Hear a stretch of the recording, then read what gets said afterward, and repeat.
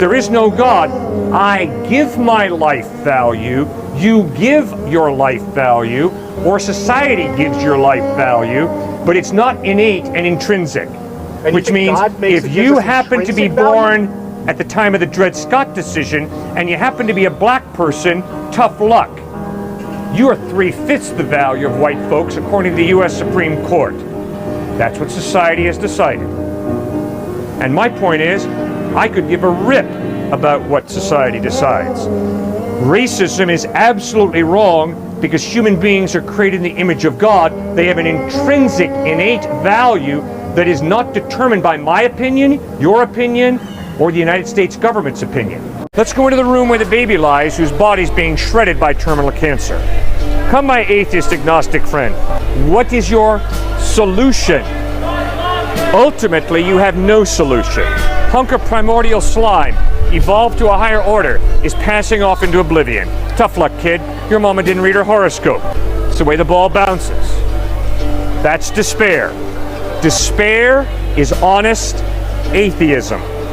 I, as a follower of Christ, will walk to the other side of the bed, and I too will hold that child's hand. But in Jesus Christ, I have a suffering God who gives a rip about suffering, dying people, so much so that he bled and died on a cross to forgive us and to give us new bodies to live for eternity in a heaven where there will be no more evil, no more suffering, no more death. I do not find it appealing that God says I have to love all four of these people. I want to choose who I love. I want to choose who I respect. And if you give me a reason not to respect you, I don't want to respect you.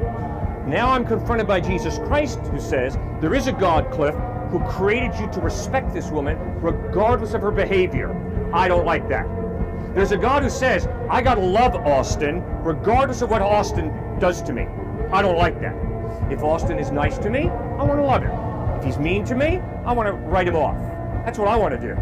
And all of a sudden I'm confronted by a God who says, no, Cliff, I'm sorry. I created you to love Austin regardless.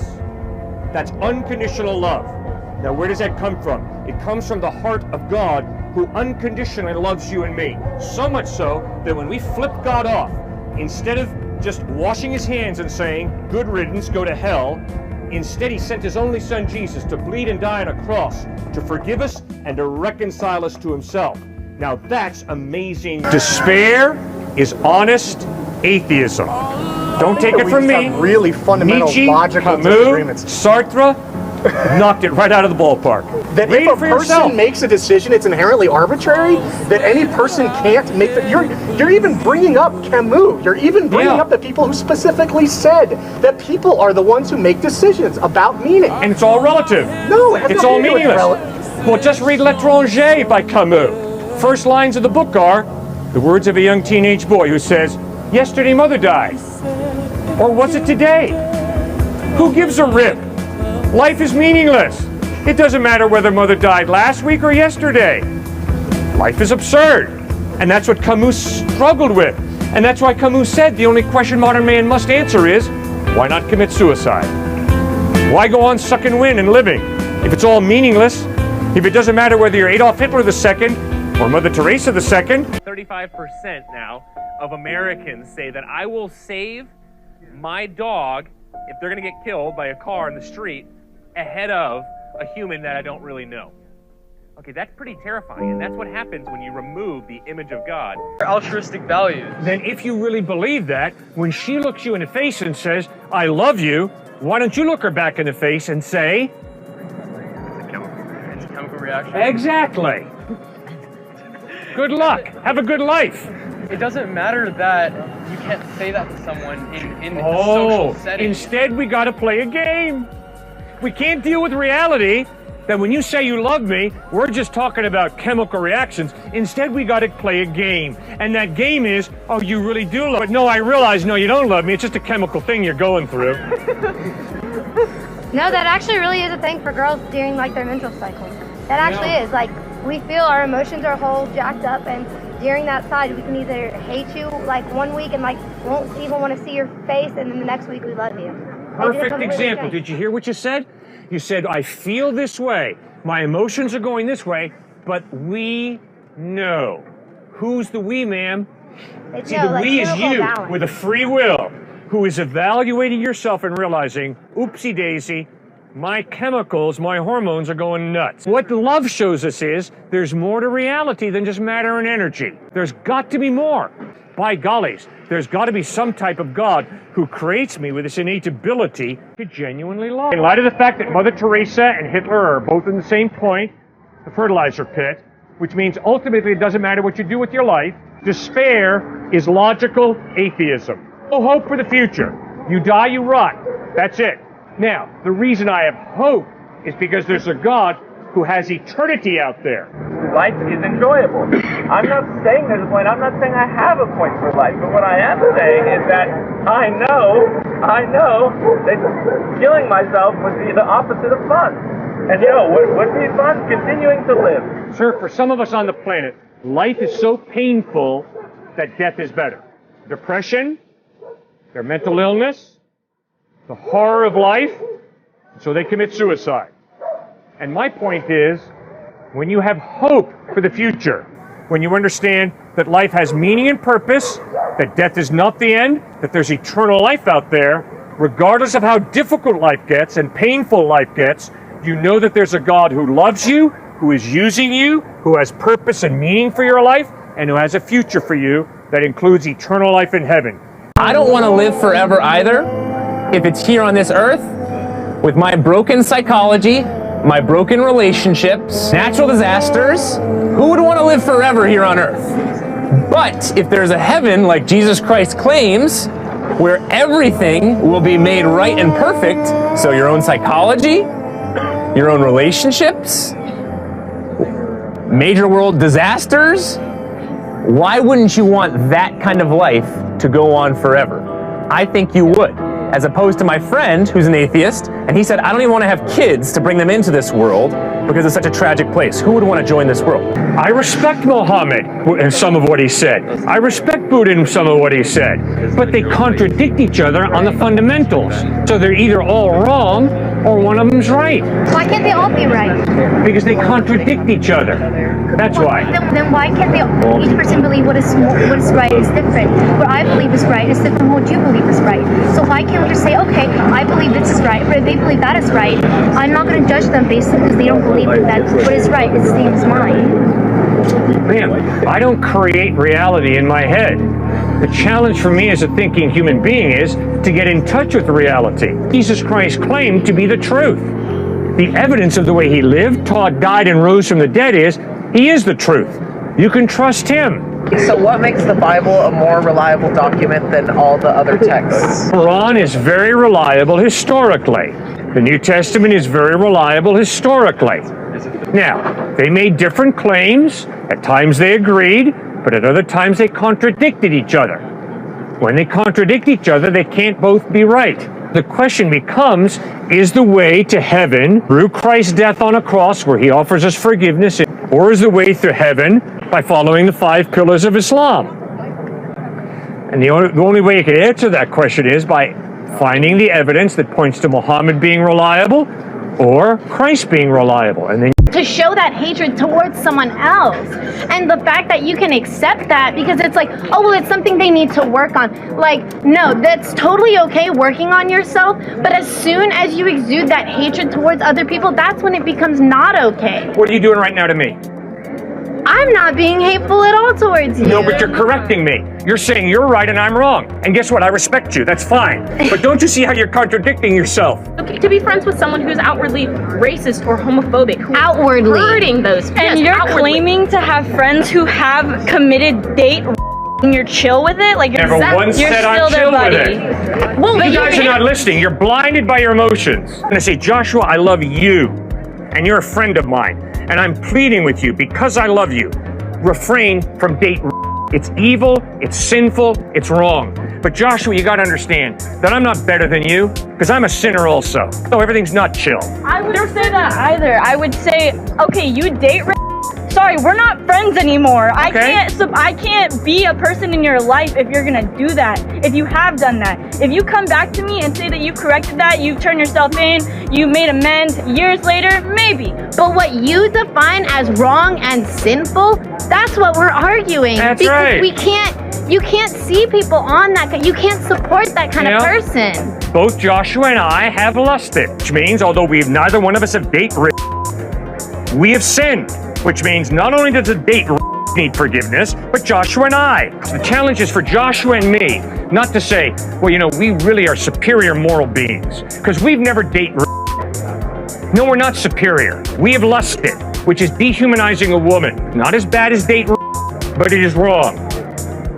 Therefore, Joshua and I need Christ. We need his forgiveness. We need his help to change. And I hope you find him. Good. I hope you find him also. God is loving, so therefore there's not going to be any judgment. Guys, if God doesn't judge, God doesn't love. The same way, if the judge says, the guy who murdered your father, got him right here, but we're just going to let him go because we love.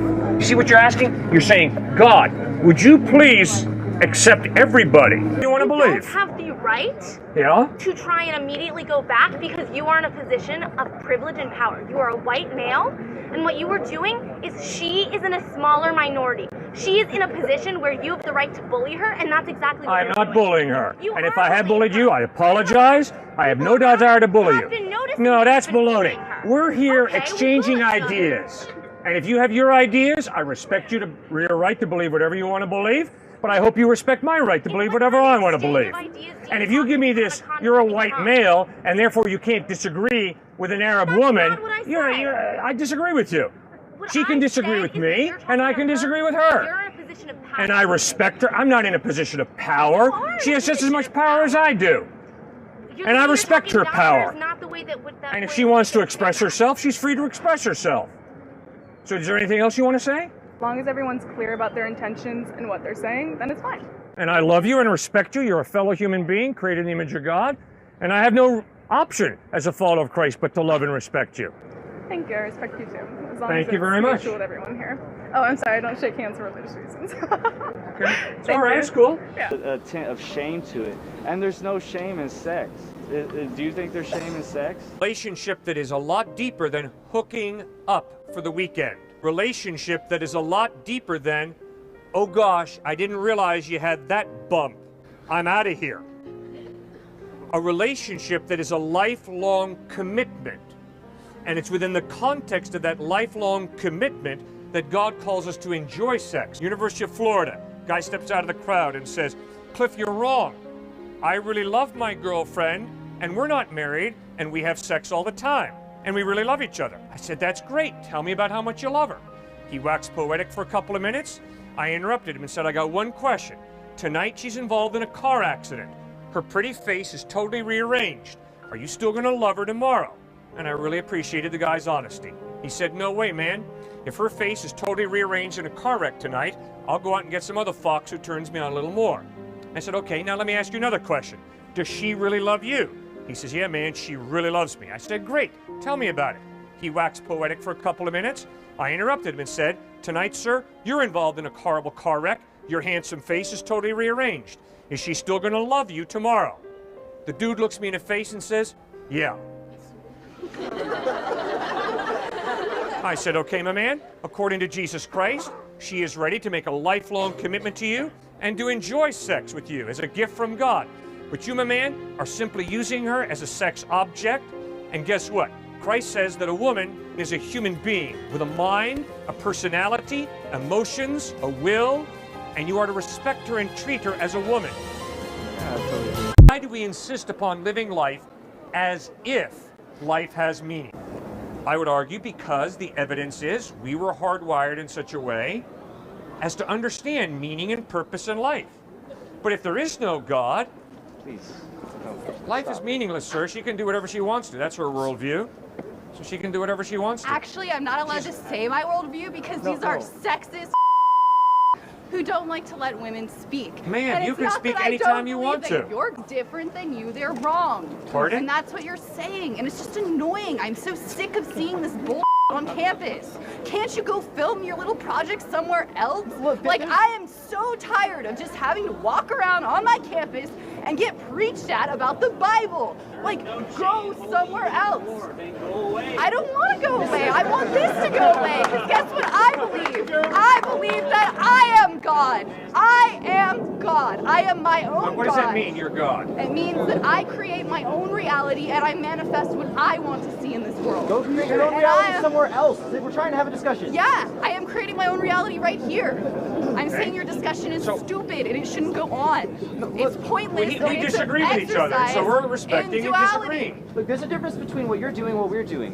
What you're doing is you're disrespecting both of us, just talking over us. You literally said you're God. And what we're trying to do is have an intelligent discussion. We disagree, fundamentally. You're having an intelligent discussion by misquoting people and spreading misinformation. It's annoying, and I'm making a mockery of you because that's what it deserves I'm to be sorry made of we're you. annoying you.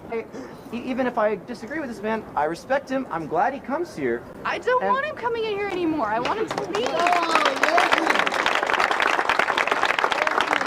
Passage, it's referring to what's to come, referring to the Quran. But I've got a real intellectual problem with what he says. He's born 570 AD, obviously over 500 years after Christ, which means he obviously never met Christ. Repeatedly in the Quran, Muhammad expresses respect for Jesus as a good teacher. In the Quran, Muhammad says Jesus is not God. In the Gospels, the eyewitnesses who were not born in 570, they lived in the first century, in the first half of the first century, they met Jesus, they walked with him and talked with him. They insisted Jesus claimed to be God. So now I've got a decision to make, a contradiction. Jesus is not God. We heard Jesus claim to be God. Who am I going to trust? A guy who was born 570 years after the fact, or the eyewitnesses? It's simple. First thief turned to him and says, "Come on, miracle boy from Nazareth, get us and yourselves off this cross and we'll believe in you." The second criminal turns to the first criminal and says, "You fool, we bleed and die here because we deserve this. But this Jesus, he's the innocent, holy, pure Son of God." And the second criminal says, "Remember me when you come into your kingdom." Right there, Jesus could have said, "Sorry, get down and work in a soup kitchen. Sorry, genuflect and say 12 Hail Marys." He didn't. He looked the guy in the face and said, "I tell you the truth. Today you'll be with me in paradise." That is grace. Grace is God's undeserved, unearned, unmerited forgiveness, love, and favor. You cannot buy it. You cannot earn it. That separates Jesus Christ from every other religion in the world. So what I think about religion is that it's good for people who need it to be able to reflect upon themselves. Some people can't without having religion.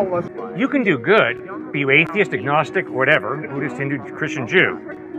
But if you're an atheist, you cannot say they're objective morals. Instead, you got to say they're subjective morals, relative morality. And say, okay, you can't live out what you believe.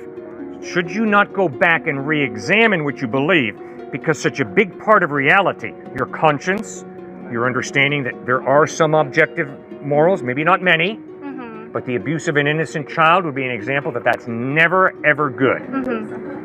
That demands there to be human value that's real and objective, not just because I'm great or, I'm the best. I've been created by God and given value by God.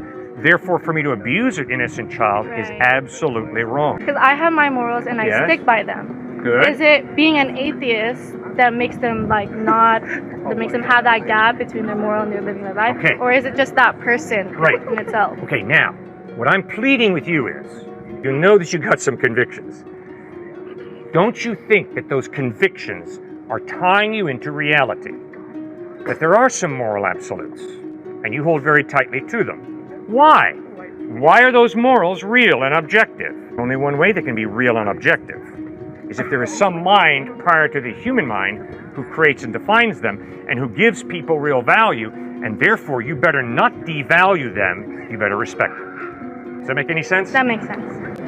That is a very Western, white, other races as well, but a very American way of thinking. Because if you go to war-torn countries, or you go to some of my Jewish friends who've had relatives who were part of the Holocaust, why do they want there to be an afterlife? Why do they want some type of justice so badly? Well, I guess you're going in a direction that says a Western way of life is more privileged, therefore it doesn't need an afterlife. And because of the Don't strife. you want, isn't there something in you that wants justice for the oppressed? Something in you that wants not to have been right? Pretty cool. You know, it would vindicate a lot of our struggles to determine what right and wrong are. And it would actually give us a definition. That'd be a pretty cool certainty. And it's actually shown that those who believe that there will be a judgment day are quicker to forgive. In war-torn countries, if you believe that there will be justice after this life, you will not be so quick to pick up and blow a guy away who killed your mom or your son. You stepped forward and said, I'm agnostic. Sure, I think that's an intellectual option for you, but practically it's impossible to live it out. Why? Because you have to choose whether to steal or not steal, whether to lie or tell the truth, whether to treat a human being as a piece of dirt or to treat him with integrity. Your ethical decisions every day show that you're not in suspension. I don't know, I don't know, I don't know. You have a worldview. And I can say, I don't know. I have to live my life every day. And the ethical decisions that I make every day show my worldview. You know, is this guy valuable? Regardless of the color of his skin, regardless of his facial hair, regardless of his GPA, regardless of whether he's a stud or not, is he valuable? Put on this earth for some reason. All right, if he's put on this earth for some reason, who put him here and what's the reason? I don't know. I don't know. We don't know. Okay, but how are you going to treat him? The way you want to be treated. Okay, the way you want to be treated? Yeah, you set that example. Okay, the way you want to be treated, but if you treat him the way you want to be treated, that implies that you think there's something more important than get all you can all you get, sit on the lid and poison the rest. See, that implies that there's something more than survival of the fittest. If you're saying, I'm going to treat him kindly, compassionately, I'm going to be generous to him, that implies that you don't think survival of the fittest. Suck it up, buddy, and make it on your own. And if you don't, tough luck. You become extinct. What I hear you saying is because you were born with a homosexual drive, that's who you are, and that's your identity. I disagree. Just because you're born with a drive does not make it good. I'm a heterosexual male. Do you think that my heterosexual drive is to have sex with just one woman? Thank you for smiling. No. I would like to have sex with many different beautiful women. The question, though, for me as a heterosexual male is, has God created my sexuality for a purpose? And if so, what is that purpose? Just because I'm born with a drive doesn't make it right. And we're all born with mixed up drives. Objective morals are one piece of evidence that God exists. And what would be your strongest piece, you would say? Design. That this points to a watchmaker. Due to the complexity of the design, there must be a designer. The same way that if you and I are traveling through the Dakotas, we come around a corner and I suddenly am confronted by Mount Rushmore, as are you. If I were to say, wow, look at the way the water dripped down over the rock face. Hey, that's old George's head up there. And that's Abe's head. And then there's Teddy Roosevelt. It's amazing the way the water just carved out the heads on Mount Rushmore. That would be ludicrous. The order and design of those heads of those presidents up on Mount Rushmore demands a sculptor. Similarly, the intricacy of the human eye, the brain, the central nervous system, the laws of nature demands some type of designer. Why is it so wrong to think there is none? Because 100 times out of 100, in my observation and experience of life, a shirt comes from a tailor, a meal comes from a cook, a book comes from an author, a building comes from an architect, Mount Rushmore comes from a sculptor. Never once do I observe order come out of chaos by chance. Not necessarily. A meal can come out of anything. It doesn't have to come. You've got to be kidding me. A meal can come out of anything? Yeah. Well, I ain't going to be eating dinner with you, sir. You've got to be kidding me. No, sir, a meal doesn't come out of anything. Yes, it does. You're going to get food poisoning real fast. You're going to eat the wrong thing real fast. You're going to watch out. Not necessarily. I mean, you can just kill an animal. And that's a meal. Yeah, you don't have to cook it. You can just eat it. Born from its parents, and its parents were born from its parents, and it was born. There's no necessarily a creator there. No unique blueprint. It was just Repetition, repetition, repetition, repetition. There doesn't have to be like a person that creates that. It just happens. It just happens. It just happens. Who killed the animal? I did. Okay, you did. Yeah, but you can also The eat it animal just alive. didn't come down in front of you, say, enjoy dinner, and die. You don't have to eat it when it's dead. Oh, that's right. You don't have to eat it when it's dead. That's right. Yeah. What I'm saying is there are. Yes, it is your No, point. it is though. not the point. Your You're not point is listening. that when faced And I got to in go a on to someone else, situation- ma'am, because we've had this discussion. We're not going to move forward. We're going to have to stop the discussion because I'm not able I to understand communicate. that it's your tactic to make circular arguments. No, round it is and not round it at all, about. ma'am. Well, Not if it at so, all. then maybe you can come at it from a different angle. Read Friedrich Nietzsche, Albert Camus, Jean-Paul Sartre, any of the great French it's very atheistic easy to refer existentialists or someone nihilists. to something It's else. real but simple. Can you Read Bertrand corroborate Russell. evidence? The point is, if there is no God, morality is relative, which means if you murder my child, I can say from my perspective that's wrong, but from your perspective it's right. I'm not right, you're not wrong, it's all relative. That's all I've been trying to say. And my point is, you can't live that out. Not even Russell or Nietzsche could live it out. Not even Camus or Sartre could live it out. Because at the end of their lives, they kept on saying, oh, what the Nazis did was really wrong. And abusing innocent children is really wrong. And finally they had to crack under the pressure of their experience of life that you cannot consistently live out moral relativism. It's impossible unless you cut out your conscience, you cut out your brain, and you just say, okay, fine, it's all relative. You know that to dump on another person because they're a different race is evil, disrespectful of that human being. Well, why is a human being valuable? Why is it wrong to be disrespectful? Because that human being is not an accident. That human being has been created by God for a purpose.